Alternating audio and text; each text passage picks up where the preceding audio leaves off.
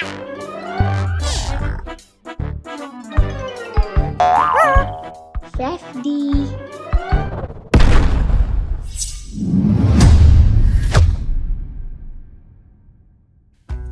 Hi there!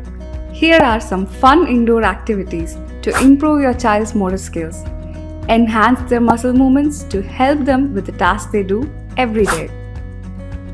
This requires a few simple equipments like a balloon, a cup, a ball, string, spoon, and a lemon. For the first activity, grab a balloon and blow it up gently. Let your child tap the balloon with their hands for as long as possible. This activity enhances their hand-eye coordination. For the next activity, make your child throw a ball from one hand and aim it to the cup in the other hand. These activities enhance their fine motor skills. They are light movements yet very crucial as it helps your child to perform self-care tasks without assistance, like brushing their teeth, eating food, writing, or drawing.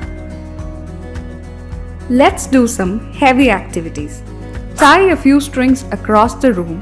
Let your child crawl under a string, rise up, and jump over the next string.